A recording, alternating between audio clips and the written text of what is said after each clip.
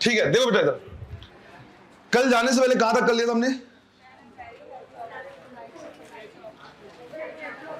Elastic collision के special cases देख लिए थे, राइट? दो स्पेशल केस ही देखने थे हमें, राइट? दो स्पेशल केस देखने थे, देख लिया था दोनों, है ना?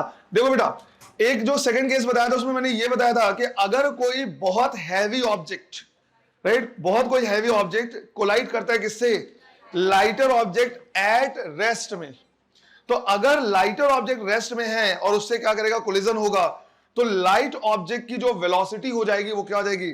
Double the velocity of heavier object. अब ये वो स्टेटमेंट है जो एनसीईआरटी में दिया हुआ है, जिसकी वजह से सब लोग इसको याद रखते हैं, बट क्वेश्चन नीट में एक बार थोड़ा सा डिफरेंट आया हुआ है। तो जो नीट में क्वेश्चन आया था उसमें जो लाइटर ऑब्जेक्ट था वो रेस्ट में नहीं था। तो याद करो, जब मैंने कल डेरिवेशन करवाया हुआ है तो मैंने पहले यही लेके चला हुआ है कि भाई पहले जो लाइटर ऑब्जेक्ट है वो रेस्ट में नहीं है, और अगर लाइटर ऑब्जेक्ट रेस्ट में नहीं होगा तो V2 की वैल्यू क्या होगी? 2U1 minus U2। ये भी क्या करना है, ध्यान रखना है, ये भी तुम्हारे लिए क्या इंपॉर्टेंट है। क्वेश्चन का पैटर्न कैसे आया हुआ है बता दे रहा। क्वेश्चन एक बार ऐसे आया है कि भाई एक लिफ्ट है जो ऊपर की तरफ जा रहा है, लेट्स से 10 मीटर पर सेकंड से। उसमें हमने क्या किया, एक बॉल को ड्रॉप किया है, तो बॉल जब टकराएगा और टकराने के बाद बॉल की वेलोसिटी क्या होगी? तो अब तुम यहां पे खुद इमेजिन कर सकते हो कि लिफ्ट का जो मास है बॉल के कंपैरिजन में काफी ज्यादा है, तो केस बिल्कुल वैसा ही हो गया, है ना? अब लिफ्ट ऊपर जा रहा है कितने से? 10 मीटर पर सेकंड से। अगर बॉल रेस्ट में होता और उससे लिफ्ट टकराता तब तो उसकी वेलोसिटी 20 हो जाती, बट यहां पे हमने क्या किया, बॉल को ड्रॉप किया, बॉल जब आएगा और जाके टकराएगा तो उसके पास खुद की वेलोसिटी होगी। तो लेट्स से कि जो बॉल गिरा तो बॉल टकराया लिफ्ट से 5 मीटर पर सेकंड की स्पीड से, है ना? अज्यूम कर लो कि जो बॉल है वो लिफ्ट से टकरा रहे कितने से? 5 मीटर पर सेकंड से। तो जस्ट आफ्टर कोलिजन बॉल की वेलोसिटी कितनी हो जाएगी? कितनी? 25। सिंस लिफ्ट की स्पीड मैंने बोली 10, तो 2 इंटू 10 कितना? 20 माइनस 5, क्योंकि डायरेक्शन भी तो अपोजिट है, राइट? तो उसकी स्पीड जो हो जाएगी कितनी हो जाएगी? 25। यही रीजन है, राइट, कि जो स्पीड, यही रीजन है कि जो बैट्समैन होते हैं उनका जो बैट होता है वो काफी भारी होता है। वहां भी तो यही लगा सकते हैं हम कि मान लो इधर से बॉल आ रहा है और अगर जो बैट है वो बॉल के कंपैरिजन में बहुत ज्यादा क्या है, हैवी है, तो जितने भी स्पीड से बल्ला घुमाया जाएगा पहले तो उसकी डबल स्पीड बॉल को मिलेगी ही मिलेगी, साथ में बॉल की जो भी स्पीड है वो भी तो ऐड हो जाएगी। तो लेट्स से वही इमेजिन करो कि भाई हमारे पास क्या है, बैट है जो कि काफी हैवी है और बॉल उधर से आ रहा है लेट्स से 10 मीटर पर सेकंड से। तो बॉल आ रहा है 10 मीटर पर सेकंड से, हमने जब बल्ला घुमाया और इसको क्या किया, स्ट्राइक किया, लेट्स से 20 मीटर पर सेकंड से बल्ला घुमाया, तो बॉल की स्पीड कितनी हो जाएगी? 50 मीटर पर सेकंड। पहले तो बैट की स्पीड 20 है तो उसका डबल 40 मिलेगा। अब 40 तब मिलता उसको जब वो रेस्ट में रहता, पर वो खुद आ रहा है कितने से? 10 से। तो ये हो गया 40 और अपोजिट डायरेक्शन में आ रहा है 10 से, तो माइनस और माइनस हो जाएगा, प्लस हो जाएगा, तो उसकी स्पीड कितनी? 50 मीटर पर सेकंड। तो जितना हैवी बैट होगा वो बिल्कुल इसी वाला फैक्टर काम करेगा यहाँ पे। तो हैवी बैट होने से जब हम क्या करते हैं, स्ट्राइक करते हैं, तो बॉल की स्पीड ज्यादा होगी, बॉल की स्पीड ज्यादा होगी तो ऑब्वियस सी बात है उसका रेंज ज्यादा होगा। प्रोजेक्टाइल मोशन को अगर हम कंसीडर कर ले तो, या अगर रेंज भी नहीं कंसीडर करना है तो डिस्प्लेसमेंट ज्यादा ही होगा, वेलोसिटी ज्यादा है। तो क्लियर है ये? तो ये हमने क्या किया है, सेकंड केस देखा था किसका? इलास्टिक कोलिजन का स्पेशल केस। आज हमें देखना है इन इलास्टिक कोलिजन। अब इन इलास्टिक कोलिजन लगता नॉर्मली है कि हाँ यार इजी है, बट जो अच्छे क्वेश्चन बनते हैं, बढ़िया क्वेश्चन बनते हैं, वो यहीं से बनते हैं। तो टॉपिक डालना है इन इलास्टिक कोलिजन।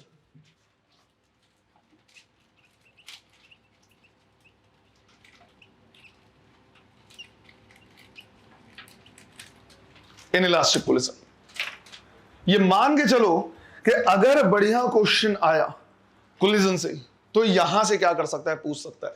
जेई में क्वेश्चन इससे आने के चांसेस और ज्यादा होते हैं, है ना? तो ध्यान देना है कि इसमें क्वेश्चन कैसे बनेगा, किस टाइप से बनेगा। पहले नॉर्मली क्या करते देख लेते हैं। क्या मैंने इन इलास्टिक कोलिजन की सारी प्रॉपर्टीज लिखवाई है क्या अलग से? इलास्टिक अलग, इन इलास्टिक अलग, क्या वो लिखवा दिया है क्या? सबसे शुरू में 3-4 लाइंस लिखवाई क्या? ऐसा कुछ नहीं। ठीक है, यहां पे हम देखते हैं। पहली चीज बेटा, कोलिजन इन इलास्टिक कब होगा? जब इसमें रिफॉर्मेशन कितना हो? 0। राइट? डिफॉर्म हुआ, लेकिन डिफॉर्म होने के बाद अगर बिल्कुल भी रिफॉर्म नहीं हो, जीरो रिफॉर्मेशन हो, तब हम बोलेंगे कि कोलिजन कैसा है, इनइलास्टिक। थोड़ा मोड़ा रिफॉर्मेशन हो गया तो पार्शियली कहला जाएगा। तो हमने यहां पे बोला कि भैया ये कोलिजन इनइलास्टिक कब कहलाएगा, जब इंपल्स ऑफ रिफॉर्मेशन कितना होगा, जीरो होगा, राइट? इंपल्स ऑफ रिफॉर्मेशन कितना होगा, जीरो। अब अगर इंपल्स ऑफ रिफॉर्मेशन जीरो हुआ तो ई की वैल्यू भी कितनी हो जाएगी, जीरो, क्योंकि ई रेशियो होता है रिफॉर्मेशन बाय डिफॉर्मेशन का। अच्छा, अगर ई की वैल्यू जीरो हुई तो हमारे पास ई का फॉर्मूला एक और होता है, velocity of separation by velocity of approach. तो यहां से हम लिख सकते हैं कि अगर ई जीरो हुआ तो वेलोसिटी ऑफ सेपरेशन कितना, इसका मतलब हुआ v2 माइनस v1 जीरो, और अगर v2 माइनस v1 जीरो तो v2 is equal to v1 is equal to v। क्या मीनिंग हुआ इसका, दोनों एक कॉमन वेलोसिटी से मूव करेंगे। आफ्टर इनइलास्टिक कोलिजन दोनों सेपरेशन वेलोसिटी क्या हो जाएगी, जीरो, मतलब सेपरेट नहीं होंगे और दोनों एक कॉमन वेलोसिटी से क्या करेंगे, मूव करेंगे। तो हम ये बोल सकते हैं कि कोलिजन अगर इनइलास्टिक है तो आफ्टर कोलिजन दोनों एक साथ क्या कर रहे हैं, मूव करेंगे। जनरली इसका उल्टा पढ़ाया जाता है, राइट? जनरली उल्टा पढ़ाया जाता है। जब भी पूछा जाता है कि इन इलास्टिक कोलिजन किसको बोलेंगे, तो यहां पे बोल देते हैं कि अगर दोनों ऑब्जेक्ट कोलिजन के बाद चिपक गए या एक साथ मूव कर रहे हैं तो कोलिजन इन इलास्टिक है। तुमको समझना है, नहीं ऐसा नहीं है। सिंस कोलिजन इन इलास्टिक है इसलिए कोलिजन के बाद दोनों एक साथ मूव कर रहे हैं, दोनों में जमीन आसमान का अंतर है। तो यही दो चीजें थोड़ा सा उल्टा पढ़ा दिया जाता है। इलास्टिक कोलिजन क्या है, जिसमें काइनेटिक एनर्जी कंजर्व है। इन इलास्टिक क्या है, जिसमें दोनों ऑब्जेक्ट चिपक जाते हैं। नहीं, सिंस कोलिजन इलास्टिक है इसलिए काइनेटिक एनर्जी कंजर्व है, और सिंस कोलिजन इनइलास्टिक है इसलिए दोनों एक साथ मूव कर रहे हैं। चिपकने मतलब ऐसा नहीं ग्लू के जैसे चिपक गए, चिपकने का मतलब है दोनों एक साथ क्या कर रहे हैं, मूव कर रहे हैं, सेपरेट नहीं हो पा रहे हैं। वेलोसिटी ऑफ सेपरेशन कितना है, चेन ऑफ इवेंट देखना है बेटा, पहले क्या हुआ फिर क्या हुआ, उसकी वजह से ऐसा हो रहा है। क्लियर है ये, है ना? इनइलास्टिक यार, मतलब रिफॉर्म हो ही नहीं सकता, रिफॉर्म हुआ ही नहीं, है ना?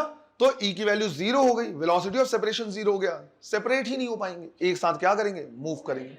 अच्छा, इसमें हम ये भी बोलेंगे कि ये ऐसा कोलिजन है जिसमें लॉस ऑफ काइनेटिक एनर्जी क्या होगा, मैक्सिमम होगा, maximum loss of kinetic energy.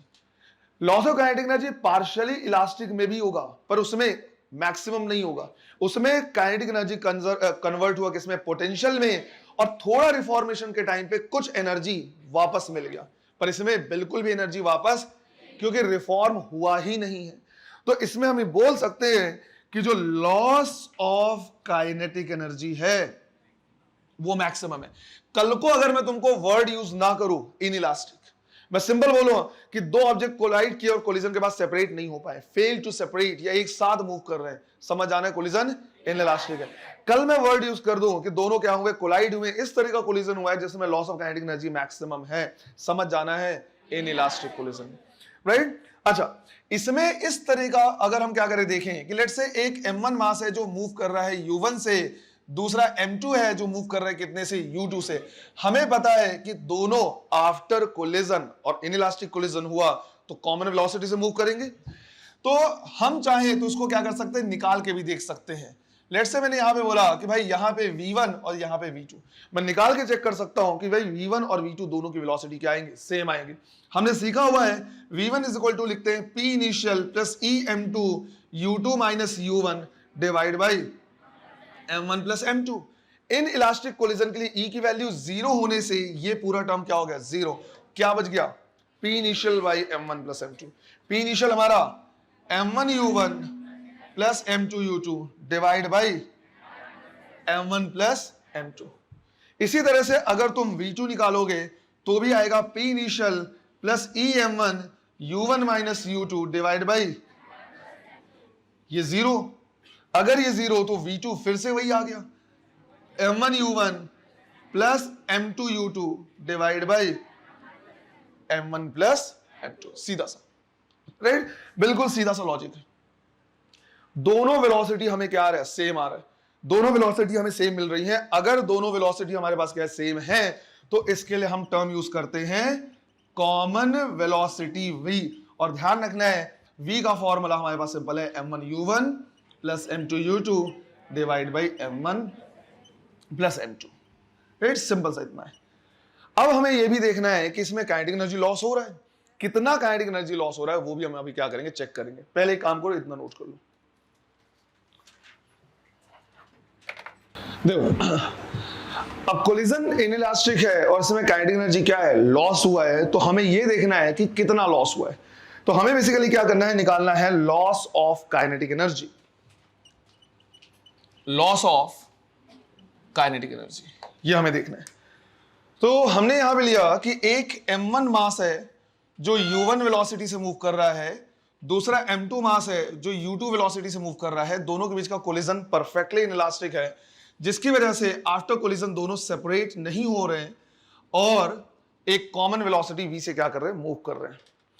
अब अगर मुझे क्या करना है, लॉस ऑफ काइनेटिक एनर्जी निकालना है, तो हम बोलेंगे शुरू में जो काइनेटिक एनर्जी रही वो ज्यादा रही होगी और बाद में जो काइनेटिक एनर्जी है ऑब्वियसली कम हुआ होगा, क्योंकि कुछ पार्ट कन्वर्ट हो गया किसमें, पोटेंशियल एनर्जी में। तो अगर मैं loss of kinetic energy delta के निकालूं तो मैं लिख सकता हूं के इनिशियल माइनस के फाइनल। इन दोनों को मिला के जितनी काइनेटिक एनर्जी है वो कहलाएगा क्या, के इनिशियल। तो हमने लिखा half m1 u1 square plus half m2 u2 square, ये हो गया पूरा के इनिशियल माइनस, राइट। इन दोनों को मैं एक मास की तरह कंसीडर कर सकता हूं और मैं बोल सकता हूं half m1 plus m2 multiplied by v square, right, v square. ये पूरा टर्म हमारा क्या है, के इनिशियल, और ये पूरा टर्म क्या है, के फाइनल। अच्छा, हमने अभी ये भी निकाला है कि ये जो कॉमन वेलोसिटी जिससे दोनों क्या करेंगे, मूव करेंगे, वो क्या कहलाएगा, m1 u1 plus m2 u2 divide by m1 plus m2। तो हम यहां पे लिख सकते हैं half m1 u1 square plus half m2 u2 square minus half m1 plus m2, और इसकी जगह पे लिखा जा सकता है m1 u1 plus m2 u2 divide by m1 plus m2 का होल स्क्वायर। अगर हम यहां पे क्या करें देखें तो हम इसको अलग अलग लिख सकते हैं, m1 u1 plus m2 u2 का होल स्क्वायर, जो कि एक फॉर्मूले की तरह वेव करेगा a plus b whole square. नीचे में m1 प्लस m2 का जो स्क्वायर होगा उससे ये वाला टर्म क्या होगा, कैंसिल, और स्क्वायर हट जाएगा। तो हमारे पास जो बचा, राइट, हम यहां पे पूरा कैलकुलेट नहीं करने वाले, हम सिर्फ डायरेक्ट रिजल्ट लिखेंगे। हमारे पास फिलहाल जो बचा वो बचा half m1 u1 square plus half m2 u2 square minus, यहां पे बच रहा है m1 u1 plus m2 u2 का होल स्क्वायर डिवाइड बाई 2 बच गया है, और यहां पे बच गया क्या, m1 प्लस। अब इसको a प्लस बी का स्क्वायर करें, है ना, a square plus b square plus 2ab, right, इसको यहां से मल्टीप्लाई करो, उतना सॉल्व करें, उतना करने की जरूरत नहीं। हम सीधा सीधा लिख सकते हैं कि फाइनल रिजल्ट जो हमारे पास आएगा वो कुछ इस तरह का आएगा, half m1 m2 divide by m1 plus m2 bracket में u1 माइनस u2 का whole square, right, u1 minus u2 का होल स्क्वायर, ये हमारा क्या आएगा, रिजल्ट आएगा। अब अगर इसको भी याद रखने में क्या हो रही है, परेशानी हो रही है, पहला कंफ्यूजन एक जो होगा वो ये कि सर u1 माइनस u2 का होल स्क्वायर है कि u1 square minus u2 square है, राइट। भले लगे कि ये सिली सा है, बट ऐसे ही कंफ्यूजन एग्जाम के प्रेशर में होता है। जल्दीबाजी में जब तुम सॉल्व करोगे तो ये कंफ्यूजन होता है कि कुछ m1 m2 by m1 plus m2 तो याद आ रहा है, लेकिन वहां पे u1 माइनस u2 का होल स्क्वायर हमने पढ़ा था कि u1 square minus u2 square, और दोनों अलग अलग चीजें। तो इनको याद रखने का तरीका मैं बता दे रहा हूं इसको, राइट। ये जो पूरा का पूरा टर्म है यहाँ पे m1 plus m1 m2 divide by m plus m2, इसको रिप्लेस करते हैं हम म्यू से, which is known as reduced mass. ये वापस आएगा जब हम एसएचएम पढ़ेंगे, अभी थोड़ा सा बता दे रहा रिड्यूस्ड मास क्यों बोल रहे हैं। और u1 माइनस u2 को तुम याद रखो रिलेटिव वेलोसिटी से, राइट, रिलेटिव वेलोसिटी से। दोनों अगर सेम डायरेक्शन में क्या कर रहे हैं, मूव कर रहे हैं, तो relative velocity v1 minus v2 ही तो कहलाएगा। हाँ, अपोजिट डायरेक्शन में होता तो v1 प्लस v2 हो जाता, अपोजिट डायरेक्शन होता तो वैसे भी यहाँ पे साइन यूज करोगे तो v1 प्लस v2 हो जाएगा।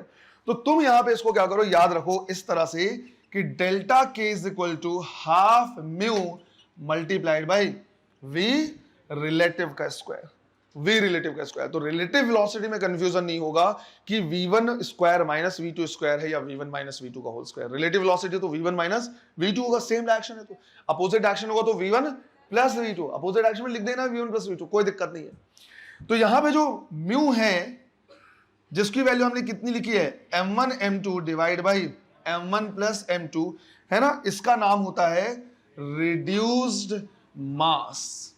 रिड्यूस्ड मास इसलिए बेटा क्योंकि इसकी वैल्यू m1 से भी कम होगी और m2 से भी कम होगी। तुम कोई भी वैल्यू ले सकते हो, एक को 1000 ले लो और दूसरे को सिर्फ 1 ले लो, इसकी वैल्यू 1000 से तो कम होगी, 1 से भी कम होगी। तुम खुद चेक कर लो, 1000 इंटू 1000 डिवाइड बाई 1000 प्लस 1 1001, तो 1000 डिवाइड बाई 1001 1 से कम ही आएगा, राइट। और हम चाहे तो इसको उल्टा ऐसे लिख सकते हैं, तुमने इस रिलेशन को ऐसा देखा भी होगा, 1 upon mu is equal to 1 upon m1 plus 1 upon m2। ये दोनों सेम है, ये दोनों सेम है। याद करो, पैरेलल कॉम्बिनेशन ऑफ रेसिस्टेंस याद आ रहा है, 1 upon r is equal to 1 upon r1 plus 1 upon r2, या फिर r is equal to r1 r2 divide by r1 plus r2। तो ये भी क्या है, बिल्कुल उसी तरह से ये वापस आएगा जब हम पढ़ेंगे क्या, सिंपल हार्मोनिक मोशन। तो तुम रिड्यूस मास को ऐसे याद रख सकते हो। रह गया क्या हमारा, v रिलेटिव, तो रिलेटिव वेलोसिटी क्या लिखोगे, v1 माइनस v2, या यहां पे u1 माइनस u2। तो ऐसे इस फॉर्मूले को तुम क्या कर सकते हो, याद रख सकते हो। क्लियर है ये हो गया हमारा लॉस ऑफ काइनेटिक एनर्जी का formula, half m1 m2 divide by m1 plus m2 bracket में u1 माइनस u2 का होल स्क्वायर, है ना। चलो इसको नोट करो जरा।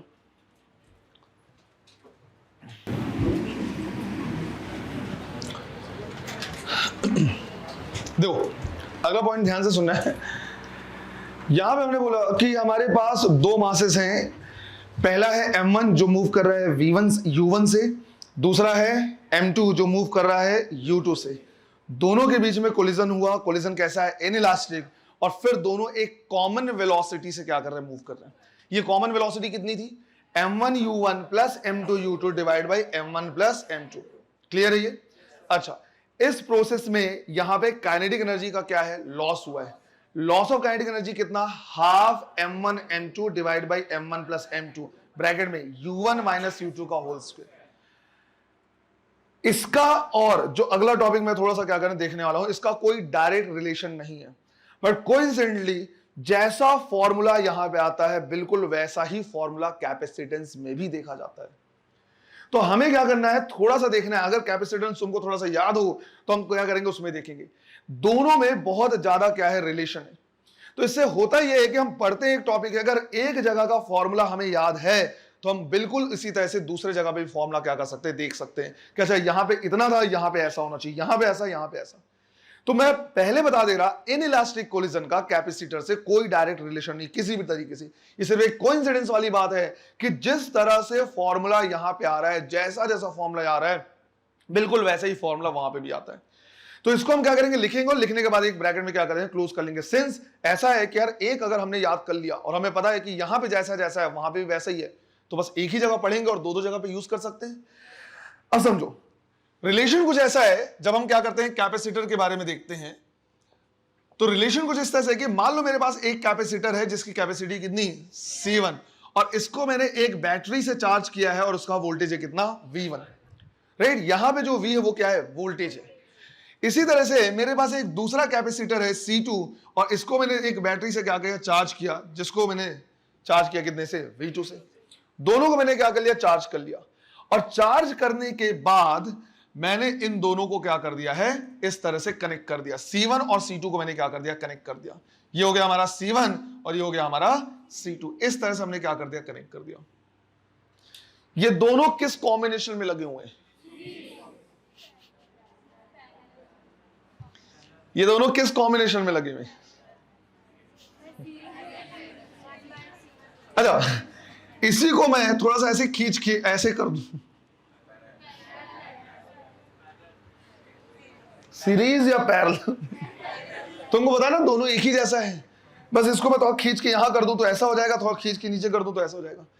तो पहली चीज तो भैया सीरीज या पैरेलल कॉम्बिनेशन को देखने से मत देखो, दिखावे में मत जाओ कि सर ऐसा सीरीज दिख रहा है तो सीरीज कॉम्बिनेशन, भैया उसी को मैं ऐसे भी तो कर सकता हूं, दोनों सेम है तो ऐसे तो पैरेलल दिख रहा है, तो दिखावे में नहीं जाना है।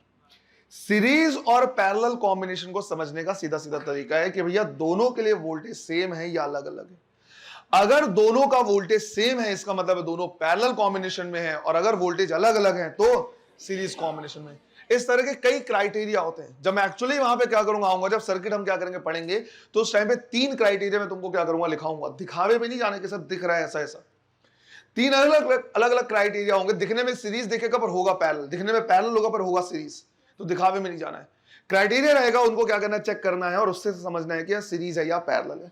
फिलहाल एक क्राइटेरिया से काम चल जाएगा, अगर इनका वोल्टेज सेम हुआ तो पैरेलल कॉम्बिनेशन, और अगर सेम नहीं हुआ तो सीरीज कॉम्बिनेशन।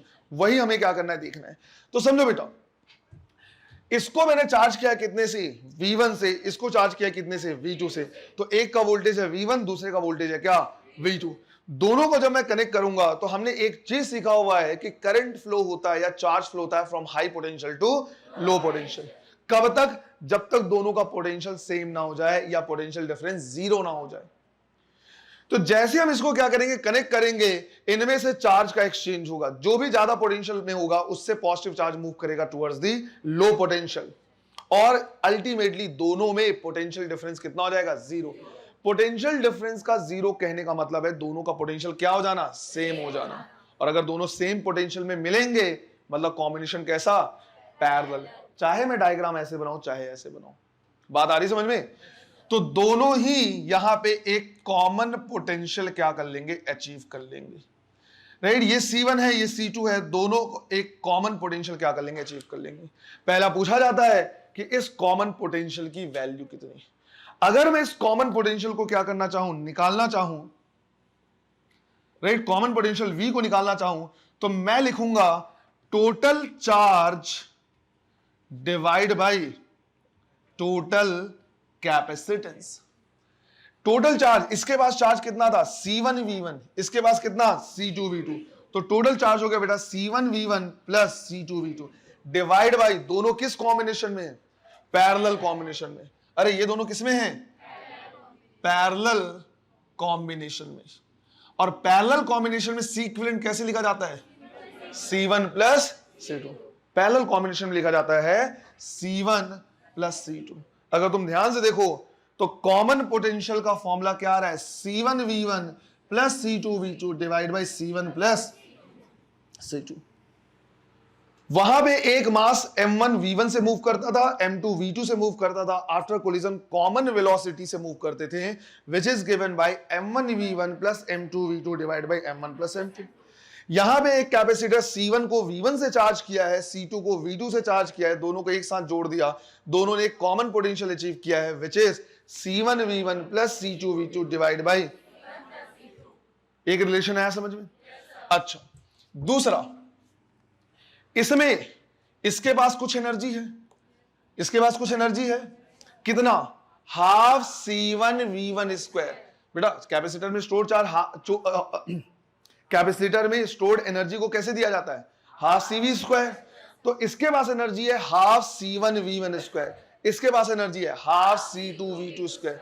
और जब इनको हम क्या कर देंगे, कंबाइन कर देंगे, तो इनका जब चार्ज फ्लो होगा तो रेसिस्टेंस की वजह से, वायर में रेजिस्टेंस है, कुछ एनर्जी क्या हो जाएगा, लॉस हो जाएगा, कुछ एनर्जी लॉस हो जाएगा। कितना लॉस होगा, इनिशियल माइनस फाइनल। तो अगर मैं यहां पे लॉस निकालूं, loss of stored energy, right, loss of stored energy अगर निकालूं डेल्टा U, तो मैं लिखूंगा U initial minus U final. शुरू में दोनों के पास एनर्जी कितनी, half C1 V1 square plus half C2 V2 square minus, ये तो हो गया हमारा U initial minus U final इनके पास। तो capacitance half C1 plus C2, right, क्या लिखेंगे, half C1 plus C2। C1 plus C2 क्यों लिखा है, पैरेलल कॉम्बिनेशन है। सीरीज होता तो क्या लिखते, C1 C2 divide by C1 plus C2, 2 C1 C2 divide by C1 plus C2, ऐसे लिखते हैं, right, sorry, C1 C2 divide by C1 plus C2। तो ये हमारा क्या है, इक्विवेलेंट, मल्टीप्लाइड बाय इनका वोल्टेज कितना है, V स्क्वायर। सिमिलर टाइप का दिख रहा है, तो सिमिलर टाइप का डेरिवेशन आ रहा है। इसी तरह से अगर हम इसको थोड़ा और आगे क्या करें, प्रोसीड करें, तो हम लिख सकते हैं C1 प्लस C2 और कॉमन पोटेंशियल V का फॉर्मूला हमने निकाल रखा है, कितना, C1 V1 plus C2 V2 divide by C1 plus C2 का होल स्क्वायर। बिल्कुल सिमिलर आ रहा है, C1 V1 plus C2 V2 का होल स्क्वायर लिख सकते हैं। इसको अलग से लिखेंगे तो ये C1 प्लस C2 इसके स्क्वायर को क्या कर देगा, कैंसिल कर देगा। और यहां पे गेस करो क्या आएगा answer, half C1 C2 divide by C1 plus C2 V1 minus V2 का इतनी एनर्जी लॉस होगी अगर हम दोनों को क्या कर देंगे, कंबाइन कर देंगे। तो यहां पे जो रिलेशन आ रहा है ये बिल्कुल इनइलास्टिक में जिस तरह से हो रहा है वैसा ही आ रहा है, सिमिलर आ रहा है। तो क्यों ना हम इसको साथ साथ देख ले, पैरेलली देख ले, ताकि अगर हमें इनइलास्टिक में कितना कॉमन वेलोसिटी है वैसा ही फॉर्मूला हम यहां पे लगा देंगे कॉमन पोटेंशियल के लिए। और कितनी अच्छी बात है, वेलोसिटी भी v, पोटेंशियल भी v से, और अच्छा याद रखने के लिए जितनी काइनेटिक एनर्जी वहां पे क्या हो रहा है, लॉस हो रहा है, उतनी ही स्टोर्ड एनर्जी है, इलेक्ट्रिकल एनर्जी लॉस हो रहा है बिकॉज ऑफ चार्ज के मूवमेंट से। और चार्ज का मूवमेंट मतलब करंट, और रेसिस्टेंस है, रेजिस्टेंस में करंट फ्लो होगा तो एनर्जी तो लॉस होगा ही होगा। और इतनी एनर्जी लॉस हो रही जितनी काइनेटिक एनर्जी। वहां पे लॉस ऑफ काइनेटिक एनर्जी निकाला था half m1 m2 divide by m1 plus m2 v1 minus v2 का स्क्वायर। यहां पे c1 c2 divide by c1 plus c2 आ रहा है। क्लियर है? तो अगर हम एक पढ़ लें और हमें पता चल जाए कि यार यहां और वहां पे ऐसा क्वेश्चन बिल्कुल सिमिलर है, तो फिर क्या यार एक जगह है दूसरी जगह भी यूज कर सकते हैं। तो जब जब ऐसा होगा पैरेलल कॉन्सेप्ट आएंगे सिमिलर टाइप के, जैसा भी फ्लूइड मैकेनिक्स पढ़ेंगे तो फ्लूइड मैकेनिक्स में थर्मल प्रॉपर्टीज भी हम थोड़ा सा क्या करेंगे, देखेंगे, और करंट इलेक्ट्रिसिटी भी देखेंगे। क्योंकि चाहे पानी बहे, चाहे हीट बहे, चाहे चार्ज बहे, सब एक ही है, सब कहलाते हैं करंट। पानी बहेगा तो वाटर करंट, हीट बहेगा तो थर्मल करंट, चार्ज बहेगा तो इलेक्ट्रिकल करंट। पैरेलल कॉन्सेप्ट हमेशा ध्यान रखना चाहिए ताकि एक पढ़े दो दो जगह यूज करें। क्लियर है ये? तो इसको लिख लेना है, ध्यान रखना है। ये मत समझना कि सर ने इलास्टिसिटी पढ़ाते पढ़ाते कैपेसिटर भी पढ़ाया है, इनके बीच में कोई रिलेशन नहीं। जस्ट बिकॉज फॉर्मूला सिमिलर था मैंने यहाँ पे क्या कर दिया, बता दिया। इसको पूरे बॉक्स में क्या करना है, बंद कर देना है, और वापस अब हम क्या करेंगे, इन इलास्टिक कोलिजन ही देखेंगे। चलो लिख लो बेटा इसको। तो इसको लिखने के बाद इसको पूरा प्रॉपर क्या करना है, बॉक्स में बंद कर देना है कि हाँ सिमिलर टॉपिक है पर इससे डायरेक्ट कनेक्टेड नहीं है। इस तरह से बस सिमिलरिटी है पर इन इलास्टिक कोलिजन का पार्ट नहीं है, सीधा सीधा है ना। वापस हम क्या करेंगे, क्वेश्चन देखेंगे इन इलास्टिक कोलिजन के। ये एक बार फिर से आएगा जब हम कैपेसिटर क्या करेंगे, पढ़ेंगे, स्टडी करेंगे, उस टाइम पे फिर से आएगा ये।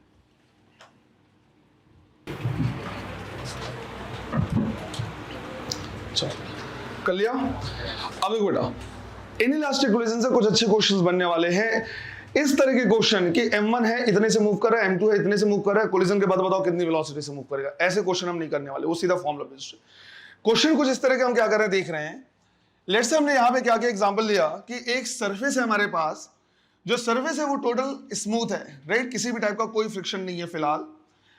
और यहां पे हमने क्या किया है, एक ऑब्जेक्ट लिया हुआ है, लेट्स से 2 kg का मास है, और ये शुरू में रेस्ट में, इसके आगे एक स्प्रिंग लगा हुआ है।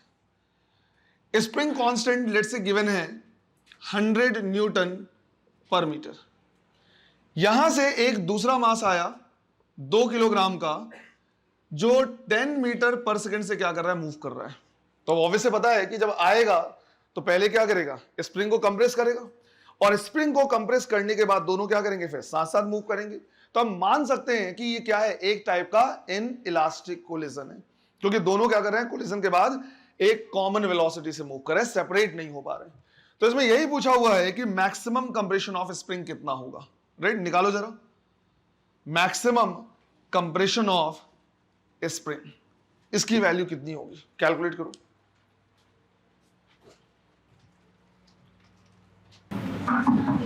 चलो देखो बेटे, इधर आंसर क्या आ रहा है, 1 मीटर। कोई ऐसा जिसका आंसर √2 मीटर भी आ रहा है? ठीक है, जितनों का आंसर √2 मीटर आ रहा है, तुमने सीधा सीधा बोला है कि सर इसके बाद जितनी क्या है काइनेटिक एनर्जी है वो पूरी कन्वर्ट होगी किसमें, पोटेंशियल एनर्जी। नहीं, यहां ऐसा नहीं होगा। अगर मैं इसमें कील ठोक दूं या मैं इसको ऐसे पकड़ के रखूं कि नहीं मैं मूवमेंट नहीं होने दूंगा, तब तुम जरूर ऐसा बोल सकते हो कि सर इसके बाद जितनी काइनेटिक एनर्जी है वो पूरी कन्वर्ट हो जाएगी किसमें, पोटेंशियल एनर्जी में। तुम इमेजिन करो, इसको मैं रोक के रखूं या रिजिड सपोर्ट लगा हुआ है, तब ये क्या मूव कर पाएगा? तो ये आएगा और इसको क्या करेगा, कंप्रेस करता जाएगा, और उस टाइम पे मैक्सिमम कंप्रेशन होगा। बट यहां पे ऐसा नहीं है, राइट, यहां पे ऐसा नहीं है बेटा। ये सरफेस कैसा है, स्मूथ। ये एक्चुअली क्या होगा, आएगा, इसको पहले थोड़ा क्या करेगा, कंप्रेस करेगा, और उसके बाद फिर दोनों क्या करेंगे, साथ साथ मूव करने लगेंगे। तो इसके पास जो काइनेटिक एनर्जी थी उसका कुछ पार्ट कन्वर्ट हुआ है स्प्रिंग पोटेंशियल एनर्जी में, और बाकी रिमेनिंग काइनेटिक एनर्जी से दोनों क्या कर रहे हैं, मूव कर रहे हैं, राइट। कुछ ऐसा कंडीशन हो जाएगा ये, राइट, स्प्रिंग ऐसे कंप्रेस हो जाएगा और दोनों ही क्या करेंगे, एक कॉमन वेलोसिटी से मूव करेंगे। आया समझ में? तो यहां पे वो नहीं लगाना है। हाँ, लेकिन हमें इतना पता है कि जो भी काइनेटिक एनर्जी इन दोनों को मिला के थी, कुछ पार्ट कन्वर्ट हुआ है इसको कंप्रेस करने में। कंप्रेस करने में मतलब कुछ पार्ट कन्वर्ट हो गया किसमें? स्प्रिंग पोटेंशियल एनर्जी में। तो भैया इनइलास्टिक कोलिजन है, दोनों एक साथ मूव कर रहे हैं, तो जितना काइनेटिक एनर्जी लॉस हुआ होगा वही कन्वर्ट हुआ है किसमें? स्प्रिंग पोटेंशियल एनर्जी में। तो हमें क्या करना है? वही सॉल्व करना है कि लॉस ऑफ काइनेटिक एनर्जी ये कन्वर्ट हुआ है स्प्रिंग पोटेंशियल एनर्जी में। तो हम क्या लिखेंगे? Half m1 m2 divide by m1 plus m2 v1 minus v2 का होल स्क्वायर कन्वर्ट होगा किसमें? हाफ kx स्क्वायर में। ये कैंसिल, m1 m2 दोनों 2 हैं, तो 2 into 2 divide by 2 plus 2, v1 की वैल्यू 10, दूसरा कितना है रेस्ट में, is equal to 100x square.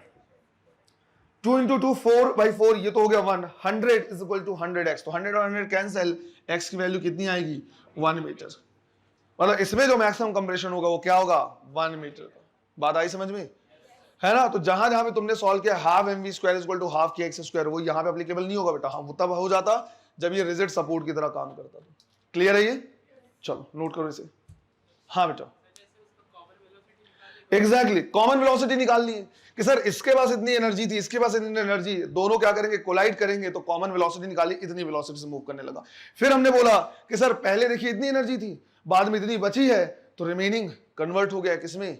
Potential energy में। तो ये फॉर्मूला वहीं से तो निकाले हम, है ना? मैं समझ गया। पहले तूने कॉमन वेलोसिटी निकाल लिया, फिर दोनों का डिफरेंस निकाल लिया, फिर डिफरेंस को इसके इक्वल किया। ये फॉर्मूला कैसे आया था याद कर? दोनों को ऐड किया था, माइनस इसको निकाला था और उसकी जगह पे कॉमन वेलोसिटी रखा था। तो जब हमने उसको ऑलरेडी फॉर्मूले की तरफ निकाल लिया है, तो अलग अलग निकालने का ज्यादा सेंस नहीं बनता, टाइम ज्यादा लगेगा, है ना?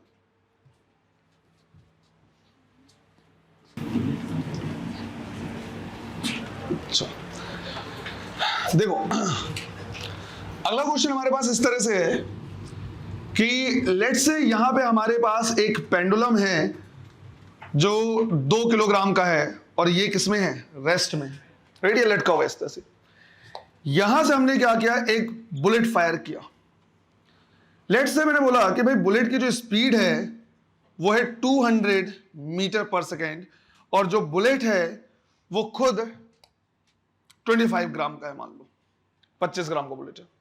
अब जैसे हमने इसको क्या किया? फायर किया, ये जाके इसके साथ एम्बेडेड हो गया, मतलब इसमें धंस गया। और धंसने के बाद सिंस इसके पास कुछ ना कुछ क्या थी? काइनेटिक एनर्जी थी। जैसे ही धंसा ये क्या होगा? ऊपर जाएगा। तो आफ्टर कोलिजन, राइट, ये जब यहां पे इसके अंदर क्या हो गया? धंस गया, तो यहां से क्या होगा? ऊपर जाएगा। लेट्स से यहां तक क्या है? दोनों इस तरह से ऊपर गए।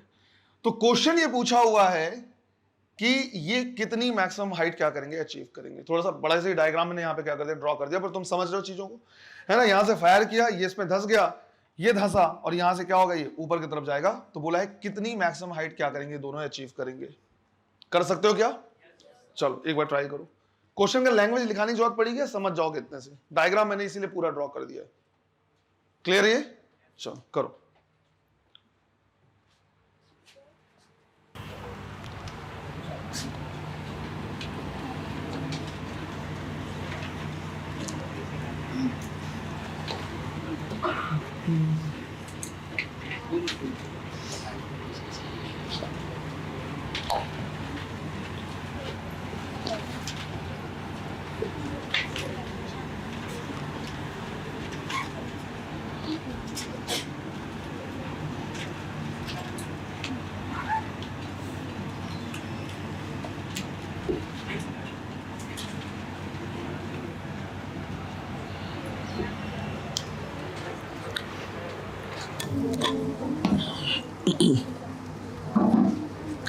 चलो देखो इधर, कितनों ने इसको सॉल्व किया है कि loss of kinetic energy is equal to mgh करके? Good, right. Loss of kinetic energy, क्योंकि इनइलास्टिक कोलिजन है ना? क्योंकि दोनों एक साथ क्या कर रहे हैं? मूव कर रहे हैं। तो loss of kinetic energy is equal to mgh, right. जो भी काइनेटिक एनर्जी लॉस हुआ है कन्वर्ट हो गया किसमें? पोटेंशियल एनर्जी में। कितने लोग सॉल्व किया इस तरह से? तो कैसे सॉल्व नहीं करना है हमें, पहले हम क्या करेंगे वो देख लेंगे, राइट।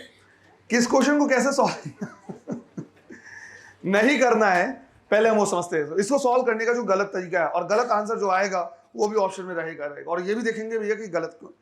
तो अगर तुमने इस तरह से क्या किया, लगाया हुआ है कि sir loss of kinetic energy, जो भी काइनेटिक एनर्जी लॉस होगा वो कन्वर्ट हो जाएगा ग्रेविटेशनल पोटेंशियल एनर्जी में, क्योंकि अभी जस्ट पहले आपने ऐसे ही क्वेश्चन करवाया हुआ था, loss of kinetic energy convert हो गया स्प्रिंग पोटेंशियल एनर्जी में, तो यहाँ भी ऐसे होना चाहिए। और यहाँ पे तुमने फॉर्मूला लिख दिया half m1 m2 divide by m1 plus m2 is equal to, इसको m2 है ना, लेट्स से ये हमारा क्या है m1 है, ये हमारा क्या है m2, तो यहाँ पे बेसिकली क्या लिखना चाहिए m1 प्लस m2, राइट। तो तुमने यहाँ पे लिखा सर दोनों तो साथ ही साथ ऊपर जा रहे हैं, तो m1 plus m2 into GH, तो m1 plus m2 into GH, इस तरह से ऐसे सॉल्व किया है। कई लोगों ने अगर सॉल्व किया हुआ है, क्या आंसर आ रहा है बाय द वे इससे? अरे बहुत सारे लोगों ने सॉल्व किया है। ऐसे सॉल्व करने से लगभग आंसर क्या आ रहा है अप्रोक्सीमेट 25 मीटर आ रहा है। डोमराज कैसे सॉल्व, ऐसे सॉल्व किया है? नहीं, ऐसा जिन्होंने सॉल्व किया कोई दिक्कत नहीं यार, क्या दिक्कत, 25 मीटर आ रहा है मान लूं मैं, गलत तरीके में कम से कम कैलकुलेशन तो सही किया है। अरे वही तरीका गलत है पर कैलकुलेशन तो कम से कम सही किया है। ऐसे सॉल्व करने 25 मीटर आ रहा है, ठीक है। तो मान लो चलो कि ऐसे सॉल्व करने में तुम्हारी बात मान रहा हूं कि हाँ 25 मीटर आ रहा है, गलत तरीका, क्यों फालतू को मैं सॉल्व करने में टाइम वेस्ट करूं। हाँ, पर मुझे यह जरूर जानना है कि तरीका गलत क्यों है। सर इससे पहले लॉस ऑफ काइनेटिक एनर्जी को आपने स्प्रिंग पोटेंशियल एनर्जी में कन्वर्ट कर दिया, तो हमने लॉस ऑफ काइनेटिक एनर्जी को यहां पे ग्रेविटेशनल पोटेंशियल एनर्जी में कन्वर्ट कर दिया। गलत क्या है इसमें? क्या बेटा, एक बार फिर से बोलो।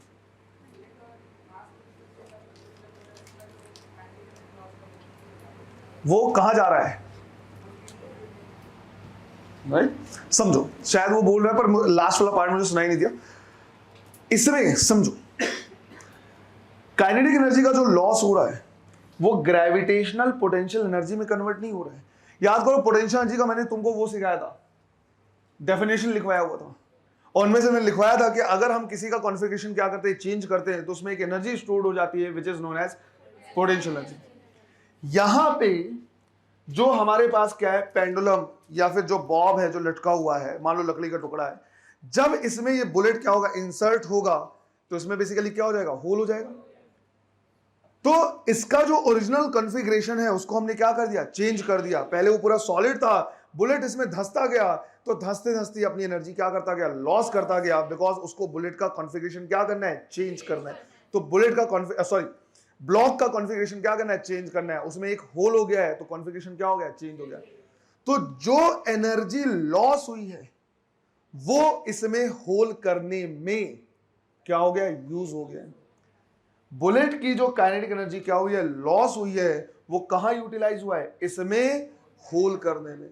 ब्लॉक जो था जब उसमें धंसा तो धंसने के साथ उसका कॉन्फ़िगरेशन चेंज हुआ या नहीं हुआ, वो परमानेंट चेंज हो गया, वो वापस हमें नहीं मिलने वाला, उसमें क्या हो गया, वो लॉस हो गया, राइट? ना कि loss of kinetic energy gravitational potential energy में नहीं। जो भी काइनेटिक एनर्जी का लॉस हुआ है बुलेट इस ब्लॉक में छेद करने में काम आ गया। अब जो बच गया उसको लेके बेचारा कहां जाएगा, ऊपर जाएगा, राइट? जो बच गई है काइनेटिक एनर्जी उसको लेके क्या करेगा, एक हाइट अचीव करेगा। समझ में आया ये? तो काइनेटिक एनर्जी का जो लॉस हो रहा है वो ग्रेविटेशन में नहीं, बल्कि जो बचा काइनेटिक एनर्जी है ना, उससे वो क्या कर रहा है, ऊपर जा रहा है। अच्छा, इससे पहले वाले क्वेश्चन में सेम था यार, जो काइनेटिक एनर्जी का लॉस हो रहा था वो स्प्रिंग को कंप्रेस करने में काम आ रहा था। इसमें काइनेटिक एनर्जी का जो लॉस है वो इसमें ब्लॉक में छेद करने में काम आ रहा है। उसमें भी कॉन्फ़िगरेशन चेंज हो रहा था, इसमें भी कॉन्फ़िगरेशन चेंज हो रहा है। बट स्प्रिंग के केस में जब कॉन्फ़िगरेशन चेंज होता है तो उसका फॉर्मूला हमारे पास है हाफ के एक्स स्क्वायर, और बची हुई काइनेटिक एनर्जी से क्या कर रहा था, वो मूव कर रहा था। इसमें काइनेटिक एनर्जी का लॉस हुआ छेद करने में, और बचा है उससे क्या कर रहा है, एक हाइट अचीव कर रहा है। क्लियर है ना? तो क्या करना है वो तो बेटा पता ही होना चाहिए, बट क्या नहीं करना है वो भी पता होना चाहिए, क्योंकि होगा क्या मैं बता दे रहा। इन जनरल पढ़ाने का तरीका क्या होता है, क्वेश्चन देंगे फिर सॉल्यूशन लिखा देंगे। क्वेश्चन देके अगर मैं डायरेक्ट सॉल्व करा देता, तुम उसको क्या करते अपने माइंड में डाल लेते कि हाँ ऐसे ही सॉल्व करते हैं। लेकिन आज से 2 महीने बाद 3 महीने बाद जब तुम खुद से सॉल्व करते और ऐसे सॉल्व करते, और आंसर कुछ और आता तो तुम लेके फिर कंफ्यूज होते कि सर ऐसे क्यों नहीं करेंगे, क्या गलती है इसमें। तो दोनों चीजें पता होनी चाहिए कि भैया अगर हम कोई सॉल्यूशन ले रहे हैं तो वो क्यों ले रहे हैं, कोई और सॉल्यूशन क्यों नहीं, ये तरीका क्यों नहीं यूज कर रहे हैं, कभी ऐसा कर रहे हैं कभी इस तरह से। तो सारी चीजें क्लियर होनी चाहिए। क्लियर है ये। अब देखो, अब हम देखेंगे कि भाई कितनी काइनेटिक एनर्जी बची है। तो इनके पास एक कॉमन वेलोसिटी होगी, अरे होगा ही नहीं होगा, उसी को लेके क्या करेंगे, ऊपर की तरफ जाएंगे। तो सबसे पहले तो मैं एक काम कर रहा हूं, मैं इस कॉमन वेलोसिटी को निकाल ले रहा, और ये कॉमन वेलोसिटी को निकालने का तरीका बिल्कुल सिंपल है। क्या, m1u1 plus m2u2 divide by m1 plus m2। m1 की वैल्यू 25 ग्राम, तो 25 into 10⁻³ kilogram multiplied by 200। u2 की वैल्यू कितनी है, 0, ये देखो u2 0 है, तो प्लस कितना 0 divide by m1 plus m2। 2 kilogram में जब मैं 25 ग्राम क्या कर रहा, ऐड कर रहा, तो मैंने इसको क्या कर लिया, नेग्लिजिबल मान लिया, मैंने इसको नेग्लिजिबल मान लिया। तो यहां से वेलोसिटी आ रही है, देखो ये 200 का 2 0 इससे कैंसिल होगा, और 25 इंटू 2 कितना 50, उसका जो एक और 0 10⁻³ को कैंसिल कर देगा, कितना बचा 5, और नीचे में 2 बचा है, राइट। तो कितना बच गया 2.5 मीटर पर सेकेंड, 2.5 मीटर पर सेकेंड। मतलब इस पॉइंट पे इनकी वेलोसिटी कितनी हो जाएगी, 2.5 मीटर पर सेकेंड। अब लेट्स से मैंने बोला कि यार ये A है और ये पॉइंट क्या है B। अब मैं A और B के बीच में क्या करूंगा, कंजर्वेशन ऑफ एनर्जी लगाऊंगा। मैं बोलूंगा कि यहाँ पे सिर्फ काइनेटिक एनर्जी है, ग्रेविटेशनल पोटेंशियल एनर्जी यहाँ पे कितनी 0, और यहाँ पे सिर्फ ग्रेविटेशनल पोटेंशियल एनर्जी है, काइनेटिक एनर्जी कितनी है 0, राइट। तो मैंने अब लगाया यहाँ पे conservation of energy between A and B, A और B के बीच में। मैंने लिखा जितनी काइनेटिक और पोटेंशियल एनर्जी A पे होगी उतनी ही kinetic and potential energy B पे होगी। यहां पे काइनेटिक एनर्जी हम लिखेंगे half m1 plus m2 into v square है, और पोटेंशियल कितना 0, यहां पे काइनेटिक 0 और पोटेंशियल कितना m1 plus m2 into GH। तो m1 और m2 क्या हो गया, कैंसिल, चाहे इग्नोर करे चाहे ना करे कोई फर्क नहीं पड़ना उससे वैसे भी, राइट। उसको हम क्या कर देंगे, 0 कर देंगे। 125, राइट, 3.125 डिवाइड बाई 10, तो लगभग आएगा 0.3। एक काम करो, अप्रोक्सीमेट मान लो 0.3, अरे लगभग मान लो ना 0.3 मीटर। देखो इसमें ध्यान रखना बेटा कि loss of kinetic energy gravitational potential energy में कन्वर्ट नहीं, बल्कि जो रिमेनिंग काइनेटिक एनर्जी है वो ग्रेविटेशनल पोटेंशियल एनर्जी में कन्वर्ट हो रहा है। क्लियर है ये। तो यहां से पहले क्या निकालोगे, कॉमन वेलोसिटी, कि हाँ कोलाइड करने के बाद कितनी वेलोसिटी इनके पास बची, और उसी वेलोसिटी को लेते हुए फिर क्या करेंगे ये B पे। तो एक बार तुमको यूज करना पड़ेगा क्या, इनइलास्टिक कोलिजन का कॉन्सेप्ट, और एक बार यूज करना पड़ेगा कंजर्वेशन ऑफ एनर्जी। इस तरह का एक क्वेश्चन शायद तुम्हारे सर्कुलर मोशन वाले पार्ट में आया हुआ है। जो सेकंड टेस्ट पेपर हुआ था तुम्हारा वर्टिकल सर्कुलर मोशन वाला, उसमें एक इस तरह का क्वेश्चन है जिसको मैंने उस टाइम में सॉल्व कराया था। मैंने बोला था इनइलास्टिक कोलिजन का है, वापस जाके एक बार उसको और क्या कर लेना, देख लेना है, अब वो आराम से बन जाएगा। क्लियर है ये। इसी की वैरायटी अगर हम क्या करें देखें तो एक बार, अच्छा इसमें मैं बता दे रहा हूं, बार बार उसी क्वेश्चन को रिपीट करने का कोई मतलब नहीं। एक बार इसी तरह का और क्वेश्चन आया हुआ है जिसमें बिल्कुल सिमिलर पैटर्न है। बोला है कि एक बुलेट है जिसको हमने क्या किया, फायर किया इस पे, दोनों इसके साथ क्या होता है, एम्बेडेड हो जाते हैं। एम्बेडेड मतलब धंसना होता है, राइट। इसके साथ एम्बेडेड हो गया है और 5 मीटर की हाइट क्या कर रहा है, अचीव कर रहा है ना, 5 मीटर की हाइट अचीव कर रहा है। तो इसकी वेलोसिटी कितनी होगी। तो इसमें वेलोसिटी दिया हुआ था और वेलोसिटी से हम क्या कहते हैं, हाइट निकाले थे। इसमें हाइट दिया हुआ है और हमें क्या निकालना है, वेलोसिटी। तो उल्टा क्वेश्चन दिया हुआ है। इससे सॉल्व कैसे करोगे, अगर यहां पे 5 मीटर की हाइट दी हुई है तो कंजर्वेशन ऑफ एनर्जी तुम क्या करोगे, पहले लगाओगे और उससे क्या निकाल लोगे, कॉमन वेलोसिटी। कॉमन वेलोसिटी आ जाएगा। अब अगर कॉमन वेलोसिटी आ गया है तो कॉमन वेलोसिटी तुम्हें क्या है पता है, दूसरा रेस्ट में था, यहां से क्या निकालोगे, u1। क्लियर है ये। तो ऐसा नहीं लगना चाहिए कि सर सॉल्व कैसे करें। डायग्राम प्रॉपर तरीके से तुम अगर ड्रॉ करोगे तो उससे सीक्वेंस दिख जाता है क्वेश्चन को सॉल्व करने का। वेलोसिटी दिया था, वेलोसिटी से कॉमन वेलोसिटी वो निकाला हमने कोलिजन का कॉन्सेप्ट लगा के, फिर कॉमन वेलोसिटी से हमने मैक्सिमम हाइट कितना अचीव कर सकता है वो निकाला है, किससे, राइट, कंजर्वेशन ऑफ एनर्जी से। क्वेश्चन इस तरह से आया हुआ है कि बुलेट को फायर किया है, एम्बेडेड हो गया है, इतनी हाइट अचीव किया, हाइट दिया हुआ था। तो पहले कंजर्वेशन ऑफ एनर्जी से क्या करोगे, हाइट दिया हुआ तो निकालोगे कॉमन वेलोसिटी, फिर इनइलास्टिक कॉन्सेप्ट लगाओगे और कॉमन वेलोसिटी से निकालोगे बुलेट की वेलोसिटी। कोई दिक्कत तो नहीं होगी? ठीक है, रब कर दो। ये एक क्वेश्चन और क्या कर रहे देख रहे हैं। ये आंसर जो मैंने लिखा हुआ अप्रोक्सीमेट में लिख दिया है ना, लगभग अप्रोक्सीमेट में लिख दिया, कोई दिक्कत नहीं। ये कुछ 0.125 कैसे आ रहा था? ठीक, देखो नेक्स्ट क्वेश्चन हमारे पास इस तरह से है कि लेट से हमारे पास एक इस तरह का सरफेस है और हमने बोल दिया कि जो सरफेस है वो कैसा है, रफ है। जो सरफेस है वो रफ है। यहां पे हमने एक 5 kg का क्या किया है, ऑब्जेक्ट लिया हुआ है।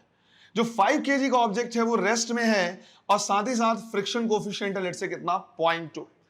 यहां पे हमारे पास क्या है, एक बुलेट है 20 ग्राम का और हमने इसको फायर किया है 500 मीटर पर सेकेंड से। हम यहां पे ऑब्जर्व करते हैं कि जैसे हम क्या कर रहे हैं, बुलेट को फायर कर रहे हैं, ये बुलेट फिर से एम्बेडेड हो जाता है किसमें, 5 kg वाले ऑब्जेक्ट में। अब अगर ये बुलेट एम्बेडेड हो गया इस तरह से तो ऑब्वियस सी बात है दोनों मूव करेंगे साथ साथ। क्वेश्चन बोला हुआ है आफ्टर कोलिजन, अगर ये बुलेट इस ब्लॉक के अंदर क्या हो जाए, एम्बेडेड हो जाए, राइट, धंस जाए, तो ये अपनी जगह से कितना मूव करेगा बिफोर कमिंग टू रेस्ट। हमें पता है भले इसके बुलेट की वजह से उसको काइनेटिक एनर्जी मिल गई है, बट फ्रिक्शन भी तो है। फ्रिक्शन की वजह से एनर्जी फिर से धीरे धीरे क्या करता जाएगा, लॉस करता जाएगा। तो बोला कितना मूव करेगा again before coming to rest. Clear है ये? चलो करो इस क्वेश्चन को। चलो देखो बेटा इसको, इसमें भी जो कोलिजन है वो कैसा है, इनइलास्टिक, राइट। जो कोलिजन है वो कैसा है, इनइलास्टिक, क्योंकि ये क्या है, इसके अंदर धंस गया है, फिर दोनों साथ साथ क्या कर रहे हैं, मूव कर रहे हैं। इसमें भी जो लॉस ऑफ काइनेटिक एनर्जी है वो हो रहा है बिकॉज ये जो बुलेट है उस ब्लॉक के अंदर क्या हो रहा है, धंस जा रहा है, तो ब्लॉक का कॉन्फ़िगरेशन चेंज हो रहा है। तो वो लॉस जो हुआ है वो कहां गया, ब्लॉक के ग्रेड कॉन्फ़िगरेशन को बदलने में। और जो रिमेनिंग काइनेटिक एनर्जी है उसके साथ ये क्या करेगा, मूव करेगा। बट रिमेनिंग काइनेटिक एनर्जी भी धीरे धीरे लॉस हो जाएगा बिकॉज ऑफ फ्रिक्शन। तो सबसे पहले मुझे क्या करना है, वही निकालना है कि भाई इनकी कॉमन वेलोसिटी कितनी, राइट, इनकी कॉमन वेलोसिटी कितनी। तो पहले हम क्या करेंगे, कॉमन वेलोसिटी निकालेंगे with the help of inelastic collision. ये हो जाएगा क्या, m1u1 plus m2u2 divide by m1 plus m2। m1 की वैल्यू हमारे पास 20 ग्राम, तो 20 into 10⁻³ multiplied by 500, right. u2 की वैल्यू कितनी है, 0, रेस्ट में है, तो ये हो गया 0, डिवाइड बाई 5 किलोग्राम में 20 ग्राम को ऐड करें या ना करें कोई फर्क नहीं पड़ना है। तो हमने नीचे भी लिखा है क्या, 5 kg। यहां से अगर हम क्या करें, चेक करें, तो ये 0 वाला टर्म क्या हो जाएगा, कैंसिल, कितना, 2 मीटर पर सेकेंड। मतलब इनको 2 मीटर पर सेकेंड की काइनेटिक एनर्जी वेलोसिटी मिल जाएगी। अब इसी को लेके क्या करेंगे, ये मूव करेंगे। यहां पे सेकंड पार्ट लगाना पड़ेगा वर्क एनर्जी थ्योरम, कि भैया जितनी भी काइनेटिक एनर्जी है वो लॉस हो गया है due to work done by friction force. तो सेकंड पार्ट हमारा वर्क एनर्जी थ्योरम होगा और हम बोलेंगे जो काइनेटिक एनर्जी है वो है lost due to work done by friction force. Work done by friction force, kinetic energy कितना, half m1 plus m2 into v square. इतनी काइनेटिक एनर्जी बची, ये दोनों का मास m1 प्लस m2 हो जाएगा। और यहां पे वर्क डन कितना हो जाएगा, mu m1 plus m2 g into S. देखो बेटा, म्यू mg हो जाता है friction force limiting value, multiplied by displacement, multiplied by cos 180 जिसकी वैल्यू क्या होती है, -1। वर्क डन का फॉर्मूला ये होता है, force multiplied by displacement multiplied by cos theta. तो म्यू mg वाला टर्म हो गया फोर्स, डिस्प्लेसमेंट और cos 180 -1 होना चाहिए था, बट यहां मैंने टर्म यूज कर लिया लॉस, तो उस माइनस को ये लॉस्ट वर्ड क्या कर रहा है, इंडिकेट कर रहा है। यहां से m1 प्लस m2 वाला टर्म क्या हो गया, कैंसिल हो गया। तो क्या बचा, v स्क्वायर बाई 2, v कितना बचा था 2, तो 2 इंटू 2 डिवाइड बाई 2, यहां से आएगा म्यू, म्यू कितना गिवन है 0.2 multiplied by 10 is equal to s। तो s की वैल्यू कितनी आ जाएगी, 1 मीटर। s की वैल्यू कितनी, 1 मीटर। क्लियर है ये? कुछ इस तरह के कुछ इस तरह के जो क्वेश्चन होंगे वो इन इलास्टिक कोलिजन के क्या होंगे, अच्छे क्वेश्चन होंगे। अच्छा, इनमें कुछ और से ऐसे क्वेश्चन भी आते हैं जो ना तो इलास्टिक है ना तो इन इलास्टिक है। जैसे अगर मान लो मैं टर्म ऐसे यूज करता कि यहां पे हमने इस बुलेट को 500 मीटर पर सेकंड से क्या किया, फायर किया है, ये इस पे ऐसे धंसता नहीं बल्कि इसमें छेद करके दूसरे साइड से निकल जाता, राइट? इसमें धंसता नहीं, ऐसा भी तो हो सकता है, इसमें इंटर किया और दूसरे साइड से निकल गया। मान लो मैंने क्वेश्चन का लैंग्वेज ऐसे कर दिया कि भाई 500 मीटर पर सेकंड से मैंने फायर किया है, इसमें धंसा और दूसरे साइड से निकल गया 200 मीटर पर सेकंड से, लेकिन उसके बावजूद जब इससे इंटर करेगा, इंटर करके दूसरे साइड निकलेगा, ये कुछ तो मूव करेगा क्योंकि इसको काइनेटिक एनर्जी मिली, तो ये कितना मूव करेगा। क्वेश्चन ऐसा भी पूछ सकता है, क्या अब ये कोलिजन जिसमें ये एक तरफ से इंटर किया और दूसरे साइड निकल गया, इनइलास्टिक है? दोनों अलग अलग वेलोसिटी से मूव करेंगे। क्या इलास्टिक है? नहीं। तो बचा क्या फिर? Partial elastic. अब कहने को पार्शियल इलास्टिक क्वेश्चन तो हमारे सिलेबस में नहीं है, बट ये क्वेश्चन पूछे हुए हैं, एग्जाम में पूछा हुआ है। इसका मतलब है वो डायरेक्टली इनडायरेक्टली ऐसे क्वेश्चन क्या कर लेता है, पूछ लेता है। तो ऐसे क्वेश्चन को भी हम क्या करेंगे, सॉल्व करेंगे, और साथ ही साथ कुछ कंजर्वेशन ऑफ मोमेंटम के क्वेश्चन भी हम क्या करेंगे, सॉल्व करेंगे। एक लेक्चर इसका बचा हुआ है हार्डली 1 आवर का, वो हम क्या करेंगे, मंडे को डिस्कस करेंगे। क्लियर है ये? ठीक है। संडे के टेस्ट का टॉपिक कट ऑफ मार्क्स, गाना, सब क्लियर है? पूरा पेपर इंपॉर्टेंट होगा, पेपर होने के बाद राइट इस पेपर को पूरा इंपॉर्टेंट मार्क करना है, लास्ट में इस पूरे को क्या करना है, सॉल्व करना है ना? चलो, ऑल द बेस्ट पेपर के लिए भी। चलो, थैंक यू।